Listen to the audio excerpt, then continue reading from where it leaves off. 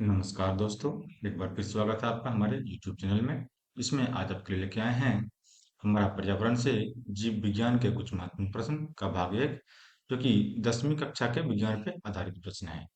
सभी प्रश्न जो हैं बैंकिंग, एसएससी, रेलवे और ऑल अदर एग्जाम के लिए इम्पोर्टेंट होते हैं। तो आप हमारा चैनल को सब्सक्राइब कीजिए। चलिए चलते हैं आज का पहला प्रश्न की ओर। आज का हमारा पहला प्रश्न है, शरीर के सबसे बड़ी ग्रंथि कौन है? देखो, शरीर मानव शरीर जो है कि सबसे बड़ी ग्रंथि जो है वो यकृत होती है। क्या होती है? यकृत होती है। जिन साथियों को क्वेश्चन का आंसर पहले से पता है उसे आप कमेंट में अवश्य करेंगे, तथा जिन साथियों को नहीं है वो नोट कर लें। चलिए चलते हैं दूसरा प्रश्न की ओर। आज का हमारा दूसरा प्रश्न है, मनुष्य में मादा जनन अंग से किस हार्मोन का स्राव होता है? देखिए, मादा जनन अंग से जो है वो रिलैक्सिन हार्मोन का स्राव होता है। रिलैक्सिन हार्मोन का जो का मुख्य रूप से कार्य होता है, जब महिलाएं बच्चे को जन्म देती है तो उस टाइम उसे रिलैक्स प्रदान करना। ठीक है, अगला प्रश्न चलते हैं। अगला प्रश्न हमारा है, मनुष्य में ऐच्छिक गतियों का नियंत्रण किसके द्वारा होता है? ऐच्छिक गति जो होता है मनुष्य में, उसका जो नियंत्रण करता है वो करता है सेरिब्रम। कौन करता है? सेरेब्रम। सेरेब्रम जो है मस्तिष्क में ऐच्छिक गतियों का नियंत्रण करता है। ठीक है, ऑप्शन नंबर ए। अगला प्रश्न हमारा है, शरीर का तापक्रम कहाँ नियंत्रित होता है? शरीर का तापक्रम जो है वो हाइपोथैलेमस में नियंत्रित होता है। Option number C. ठीक है, अगला प्रश्न हमारा है, अमीबा में भोजन का अंतर्ग्रहण किसके द्वारा होता है? अमीबा में जो है भोजन का अंतर्ग्रहण जो है वो कूटपाद विधि के द्वारा होता है। कूटपाद के द्वारा। किसका होता है? कूटपाद के द्वारा। ठीक है, अगला प्रश्न हमारा है, निम्न में कौन सा एंजाइम लार में पाया जाता है? देखिए, लार में पाया जाने वाला एंजाइम है वो है टाइलिन। कौन सा है? टाइलिन। और ये एंजाइम कहाँ पाया जाता है? मुख से ही शुरुआत हो जाती है। ठीक है, अगला प्रश्न हमारा है, वह प्रक्रिया जिसके द्वारा मनुष्य श्वास ग्रहण करता है तब छोड़ता है, वह कौन सा है? देखिए, ये तो एक ऐच्छिक गति का ही कारण है। ये होता है श्वासवास। ये ऑप्शन नंबर बी। इसमें देखिए, सांस लेने में किसी को सोचना नहीं पड़ता है।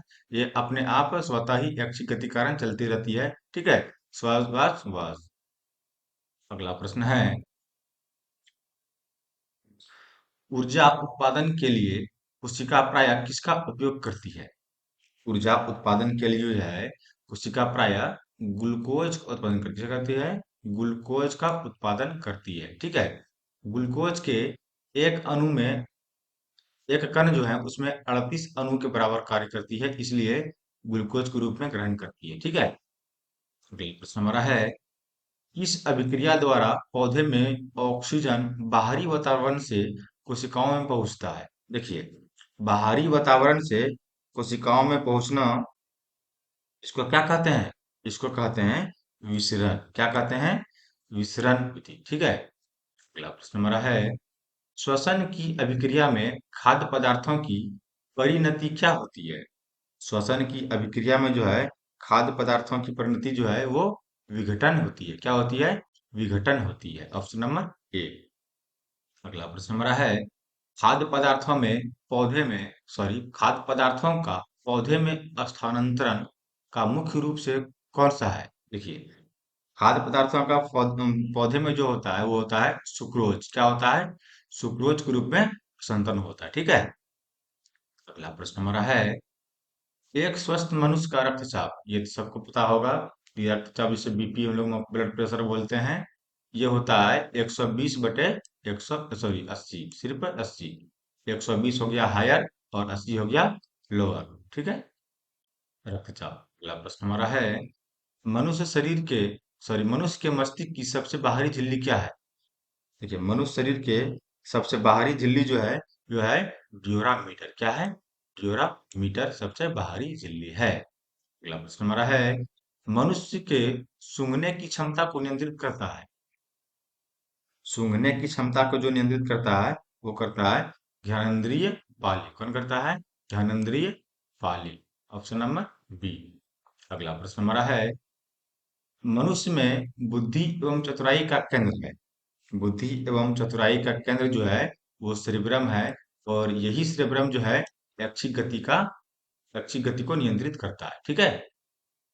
अगला प्रश्न हमारा है, रक्त में ग्लूकोज की मात्रा नियंत्रित रहता है। रक्त में ग्लूकोज की मात्रा नियंत्रित रहेगा, वो कैसे रहेगा? वो रहेगा इंसुलिन के कारण। किसका रहेगा? इंसुलिन के कारण। Option number D. अगला प्रश्न हमारा है, ऑक्सीजन है। ऑक्सीजन, ऑक्सीजन जो हम लोग हमेशा बोलते हैं ऑक्सीजन है, ऑक्सीजन एक प्रकार का एंजाइम है। क्या है?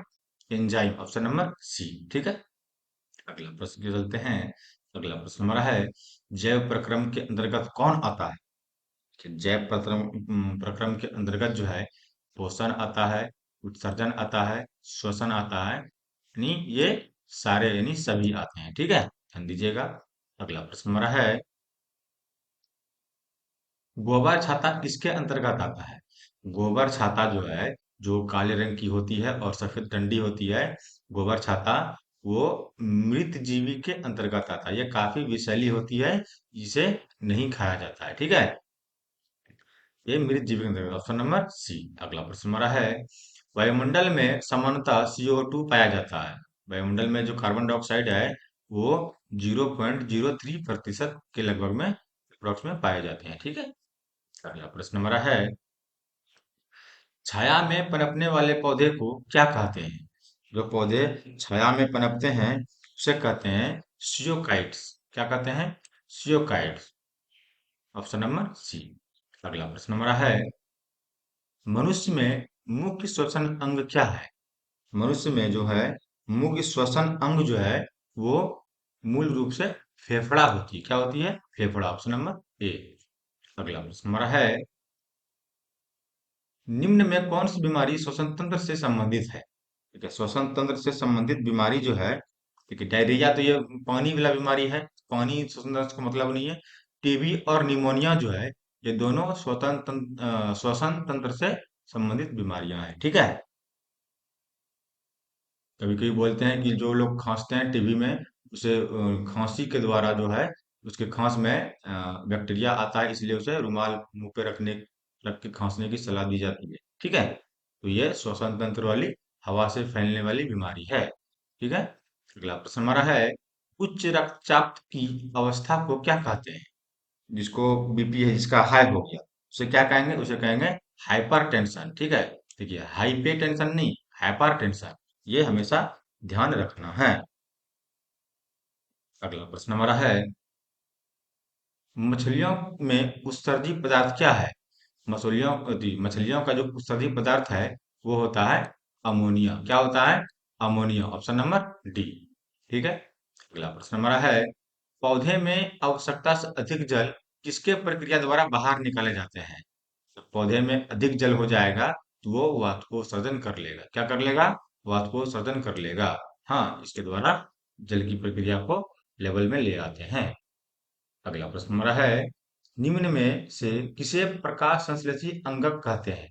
देखिए, प्रकाश संश्लेषी अंगक, प्रकाश संश्लेषण क्रिया पत्ती के द्वारा होता है। ठीक है, यह हो गया पत्ती के द्वारा। इसी में एक ऑप्शन दिख रहा है आपको, स्टोमाटा। स्टोमाटा कहते हैं रंध्र को, जो पत्तियों के पीछे में छिद्र होता है, इसके द्वारा भी ये वाष्पोत्सर्जन करते हैं। ठीक है, ध्यान दीजिएगा। अगला प्रश्न हमारा है, पौधे में गैसों का आदान प्रदान के लिए रहते हैं। देखिए, अभी तो सुना, गैसों के आदान प्रदान के लिए रंध्र पाए जाते हैं जो पत्तियों के पश्चिमी भाग में, पीछे के भाग में होते हैं। अगला प्रश्न हमारा है, फेफड़ा का आकार होता है। फेफड़ा का आकार होता है, फेफड़ा कैसा होता है? फेफड़ा का आकार जो होता है वो शंकुआकार के आकार का होता है। ध्यान दीजिएगा। और लीवर का जो आकार होता है वो सीम के, क्या बोलते हैं, सीम के बीज की तरह का आकार का होता है, किडनी का। ठीक है, तो फेफड़े का आकार शंकुआकार की आकार का होता है। अगला प्रश्न हमारा है, भोजन का पाचन किस प्रकार का अभिक्रिया है? भोजन का जो पाचन है वो अपचयन अभिक्रिया है। ठीक है, अपचयन। Option number A. तो आज का एपिसोड में इतना ही। सभी कॉम्पिटेटिव एग्जाम के लिए हमारे चैनल जो कि डिस्को क्लासेस के नाम से है उसे आप सब्सक्राइब करें, लाइक करें, कमेंट करें, अपने दोस्तों के साथ शेयर करें और बेल का घंटी भी दबाएं ताकि हमारा आने वाला वीडियो सबसे पहले प्राप्त हो। तब तक के लिए हमें आज्ञा दीजिए। धन्यवाद। जय हिंद।